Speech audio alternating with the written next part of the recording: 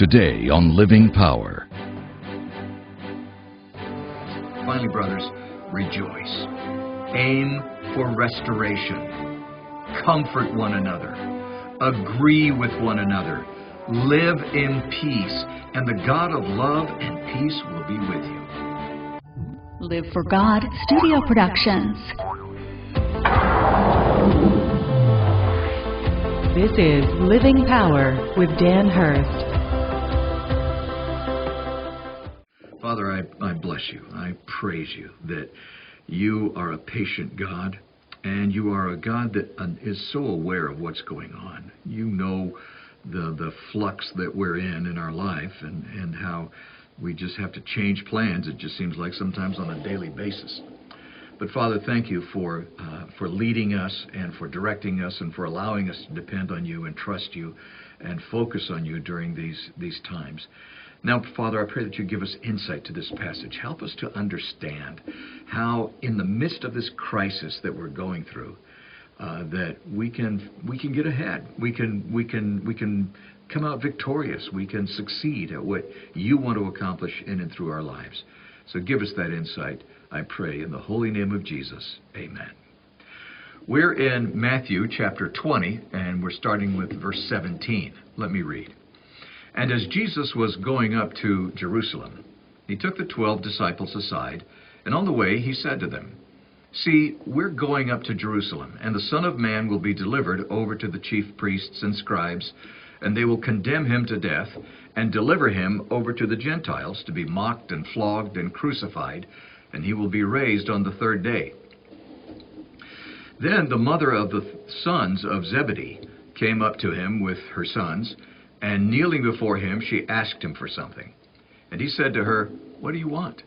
She said to him, "Say that these two sons of mine are to sit, one at your right hand and one at your left, in your kingdom."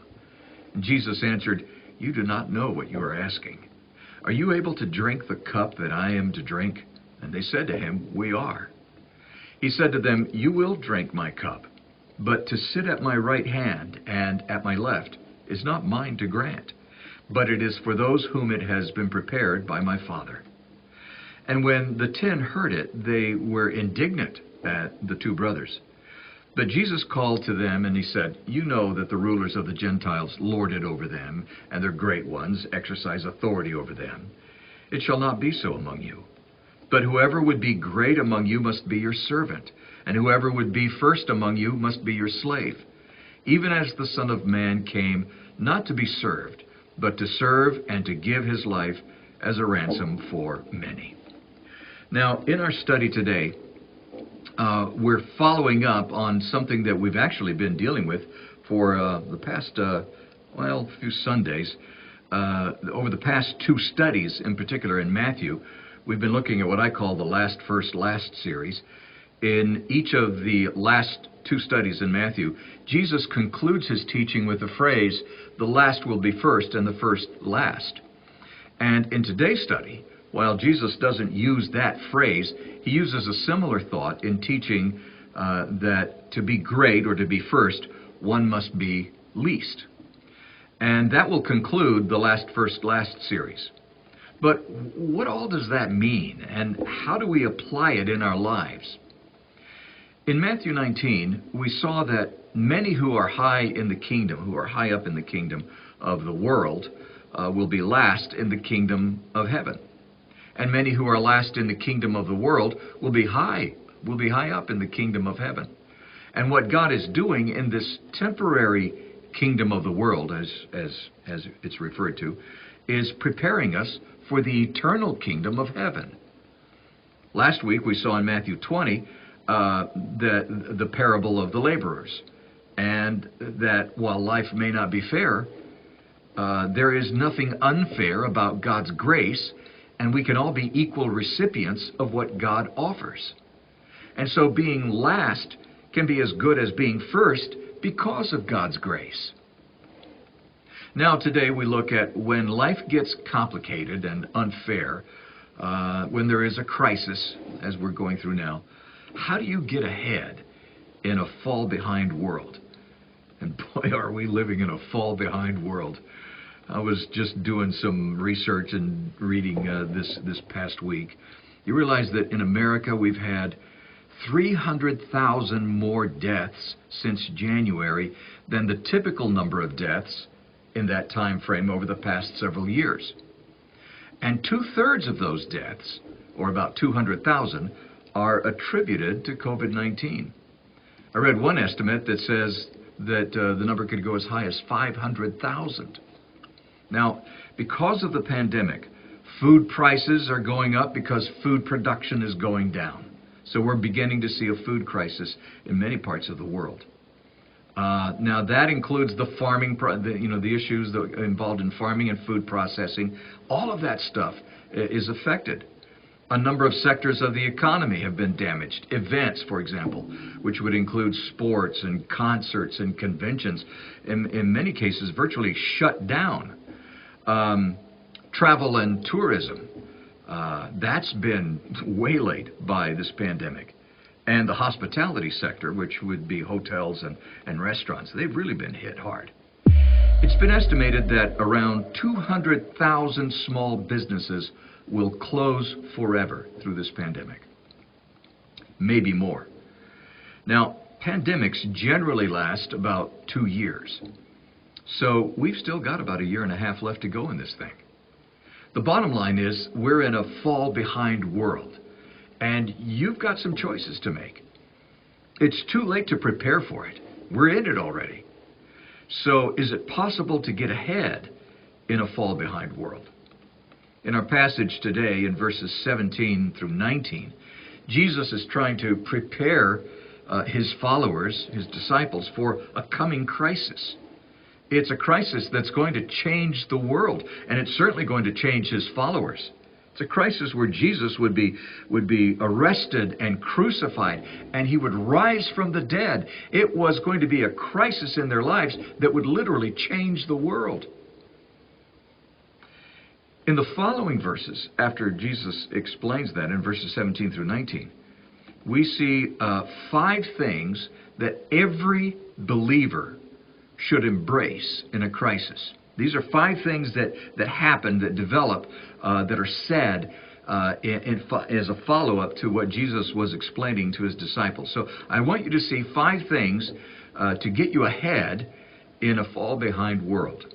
The first thing is don't try to manipulate God. Don't try to manipulate God. Look at that, verses 21 and 22. And he said to her, this was James and John's mother, "What do you want?" And she said to him, "Say that these 2 sons of mine are to sit, one at your right hand and one at your left, in your kingdom." And Jesus said, "You don't know what you're asking. Are you able to drink the cup that I'm to drink?" And they said to him, "We are able." Now, there are 2 things that happen here that people often do in crisis. Number one, they misunderstand God and what he's up to. And then they blame God because they've misunderstood what God is up to. That was the case here. They weren't blaming God, but they misunderstood what God or what Jesus was talking about. Some of Jesus' followers misunderstood what he was saying. They thought that Jesus was saying that he was about to establish his messianic kingdom on earth. It would be a time when he would overthrow his enemies and the enemies of the Jews, and he would reign over the world, because that's what they believed the Messiah was going to do.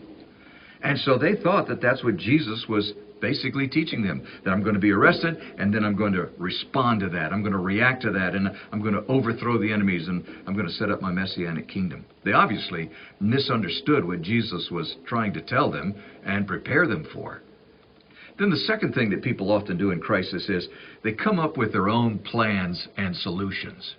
Now, James and John and their mother asked Jesus for positions of authority in his messianic kingdom. James and John had a way of coming up with their own plans and solutions, as many of us do.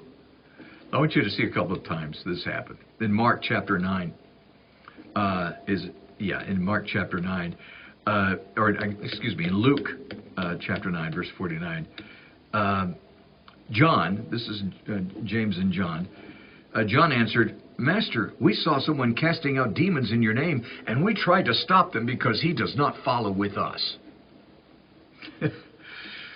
So Jesus' response to him, and you can look at this passage and read it some other time, the Jesus' response to him was basically, why? How are they hurting you?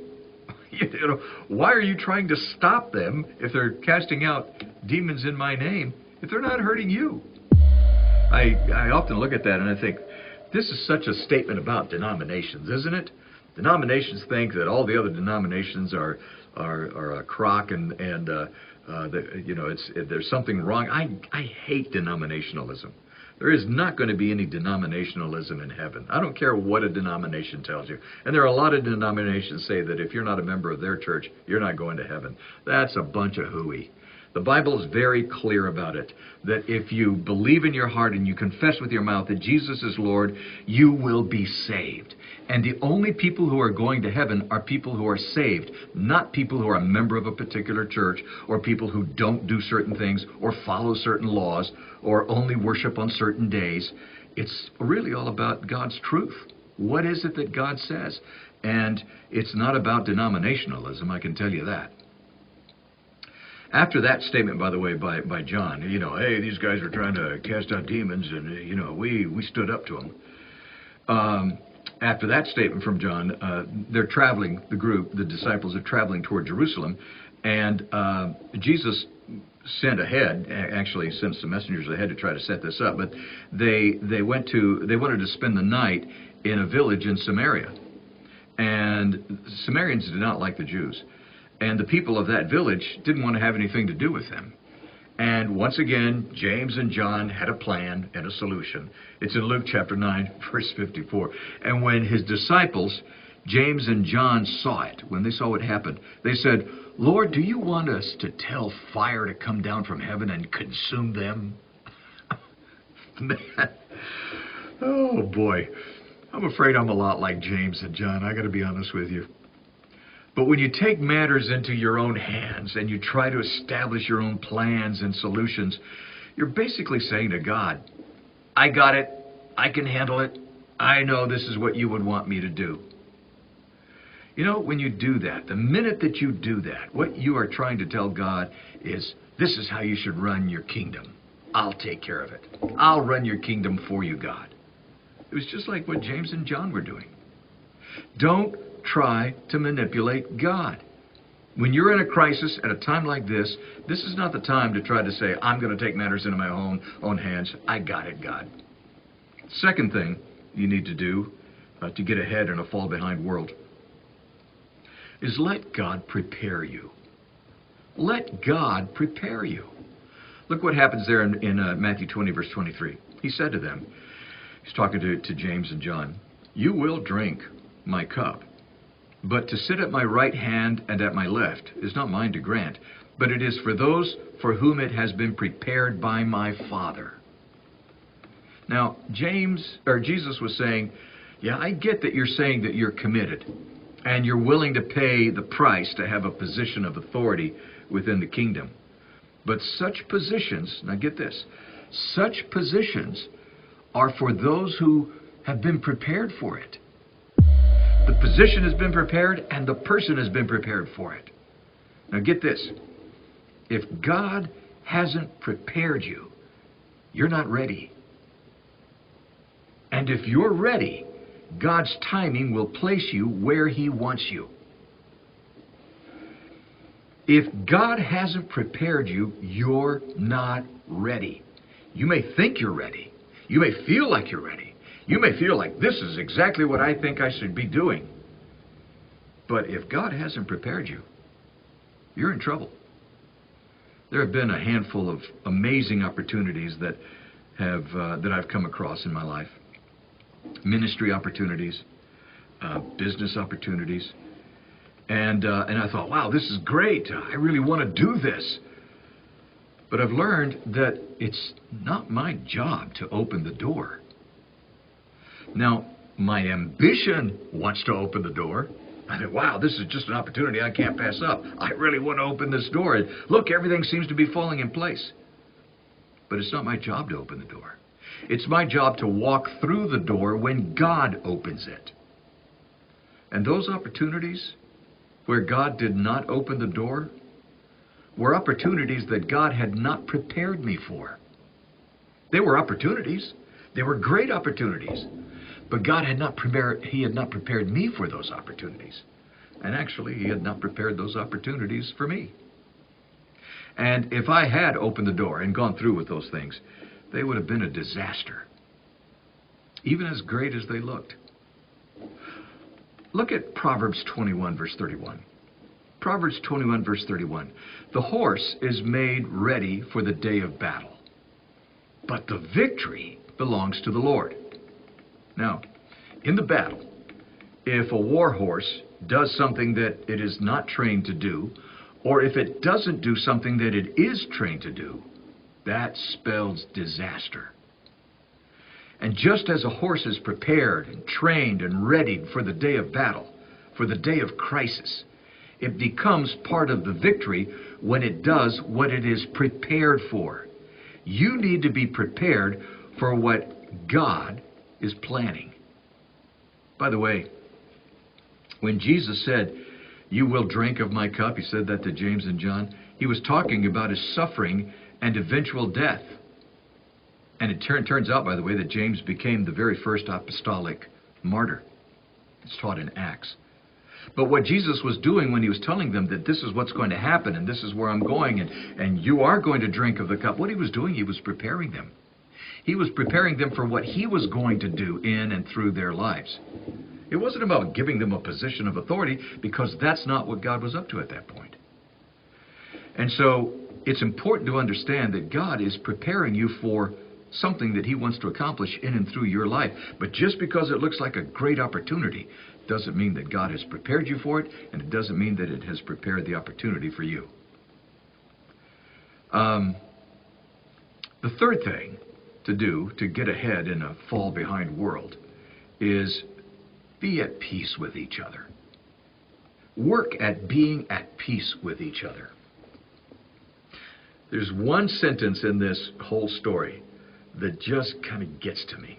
Reminds me of church, or some churches. Matthew 20:24. And when the 10 heard it, the 10 of the dozen, the 10 of the 12, and when the 10 heard it, they were indignant at the two brothers. Now, it was a rather insolent and arrogant thing for the two brothers and their mom to approach Jesus with their self-aggrandizing proposition, "Let one sit on your left hand, one on your right hand." It was insulting to the other disciples. It basically was a way of saying, "Jesus, we're better qualified and more deserving of your attention than these other guys." And it caused a rift between them and the other disciples. In a fall-behind world, we need each other more than ever. We need to be sensitive to each other's needs and feelings and perceptions. We need to be at peace with one another. And I'll tell you right now, there is a war going on in so many churches. It's not just the pandemic, it's politics. I mean, I have never seen a time in my life, I've never seen a time where Christians are so at each other's throat about the politics going on in our nation. Listen, it doesn't matter who's going to get president, because the president isn't going to solve the problems. The only person who can solve the problems is God. And the only people that God is going to use to solve the problems are His people. His people. The ones He's preparing for it. And so we need to just get honest about this. Listen, I know who I'm going to vote for. I know who I'm not going to vote for. And by the way, no yard sign has changed that. And no debate has changed that. And no commercial has changed that. But all of those things certainly have certainly riled things up, haven't they? And we ought to be ashamed of ourselves for letting that happen, especially if it happens in our own lives, and especially if it happens between Christians. Stop it. You're embarrassing the kingdom, and you're embarrassing your Lord. You follow God, His truth. Let Him tell you how to vote. You be honest enough to say that you're not that smart, and let God lead you to what He wants to accomplish. But quit meddling by arguing about it when you should be talking about the peace of God. That's what we need. That's what we want. In a fall-behind world, we need each other more than ever. We need to be sensitive to each other's needs and feelings and perceptions, and we need to be at peace with one another. I love what 2 Corinthians chapter 13, verse 11 says. Finally, brothers, rejoice. Aim for restoration. Comfort one another. Agree with one another. Live in peace, and the God of love and peace will be with you. Now, I know some of you right away, you choked on that term, agree with one another. But the word agree with one another doesn't mean that you just become like each other. It means that you are agreeable with one another. That's what it means. You are to be agreeable with one another. And so what if you have different perceptions or different concepts or different politics? You need to be agreeable with one another. I will tell you right now that I find myself really focusing on loving people that I disagree with. And you know what? It can be done. It can be done. Because it's God's love, not my love. It's God's love. It's Him doing something in and through my life in someone else's life. That's how we love each other. And that's how we learn to restore our relationships and comfort one another and become agreeable with one another and live in peace. Now, the last two things that you should be doing to get ahead in a fall-behind world are incredibly practical and applicable. And they seem so simple, but yet they're so powerful. Number 4, become the best worker. Matthew 20, verse 26, but whoever would be great among you must be your servant. Now, the word for servant is diakonos. It's the word we get deacon from. And it means to promote the benefit and welfare of another. To promote the benefit and welfare of another. A servant was a worker. Now, we take the word servant and we think of slavery, and that's not what it was at all. A servant was a worker, like a laborer. It was a job.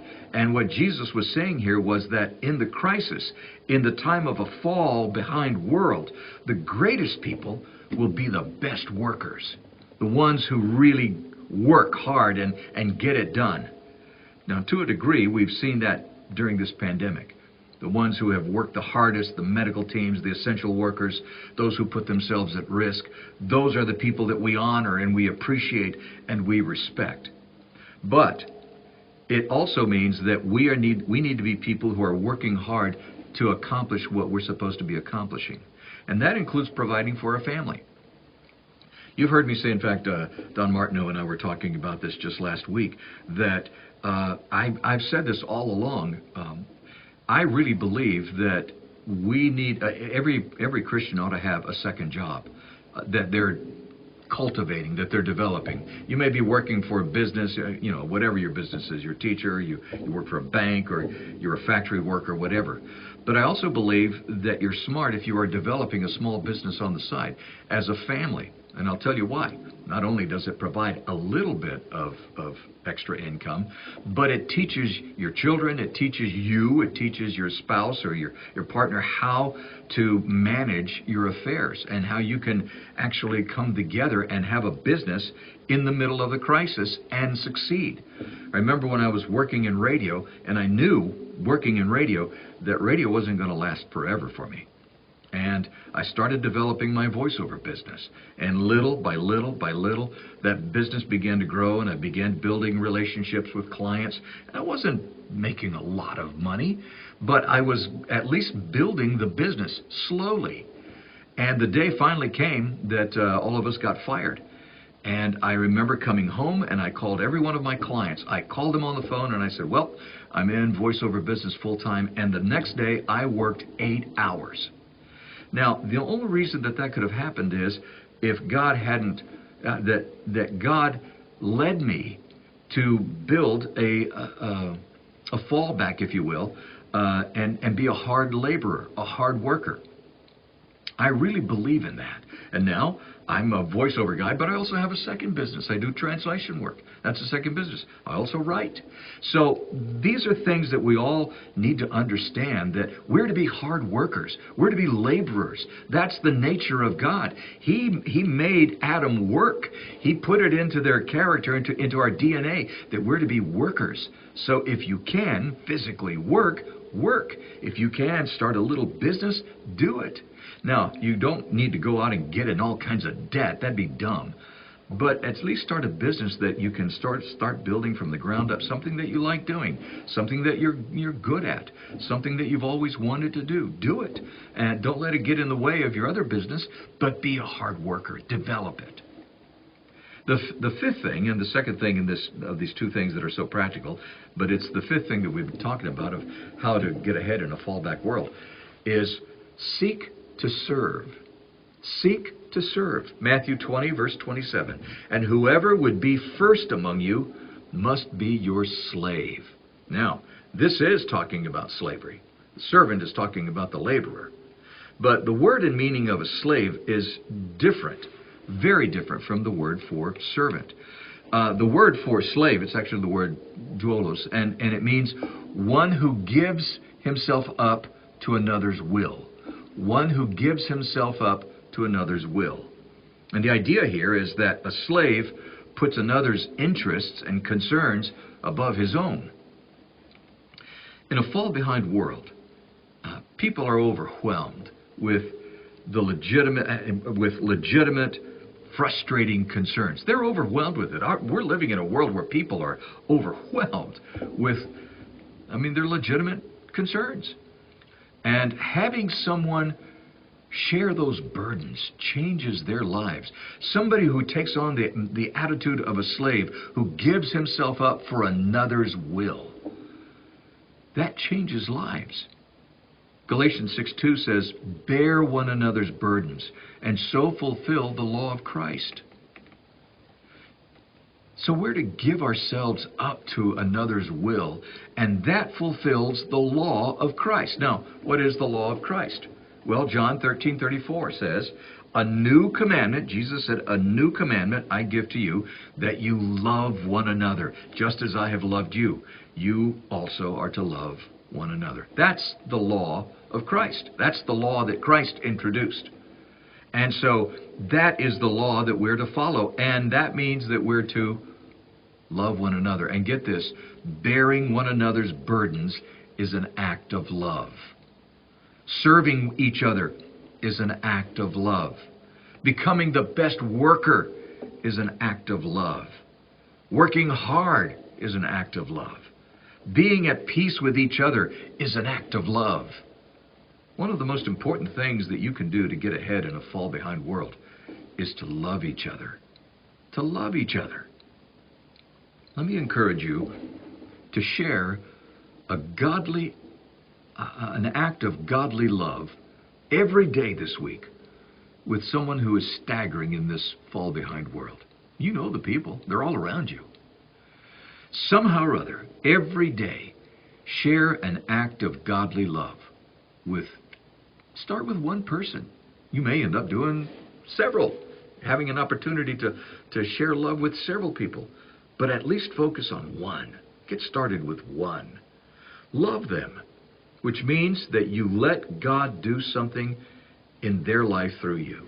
That's what love is. Agape love is allowing God to do something in someone else's life through you. So every day, start with this. Let God do something in someone else's life through you. I promise you, when God does something in someone else's life through you, it not only changes their life, but it changes your life too. 1 John 4:11 says this, Beloved, if God so loved us, we also ought to love one another. No one has ever seen God. If we love one another, God abides in us, and His love is perfected, completed in us. So there it is. If we love another, that's God completing His love in us. He's accomplishing it. It's allowing God to do something in someone else's life through us. Would you make that commitment? And would you do that this week? Let God love someone through you every day this week. Let's pray. Father, I thank you that you give to us your truth. And it's so practical. It's so applicable. And it works. God, would you motivate us, stimulate our faith, give us the sense that in this time of crisis, in this pandemic, we're to step out and step up in faith. And that we're to stand not only just on your word, but on your work. Father, what are you up to? That's where we want to be. We want to do what you're doing. So, Father, teach us, show us, reveal those needs to us where you're at work. And then, Father, use us. Love through us. I pray in the holy, precious name of Jesus. Amen. Well, once again, we're expecting to meet in our classroom next week. I mean, that's what we've been told. Of course, we were told we would be doing that today, but who knows?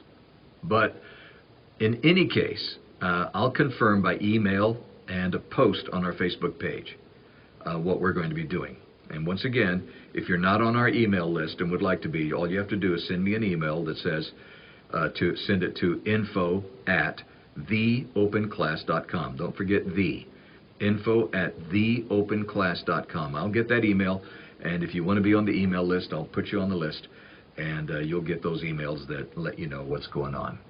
But in any case, we will have our study here on Facebook, as we always do. Whether we're in class or not, we always have the study on Facebook. So if you aren't ready to meet with us physically, and a lot of people aren't. You know, normally when we meet physically, our attendance is down, way down. I mean, it's like maybe half.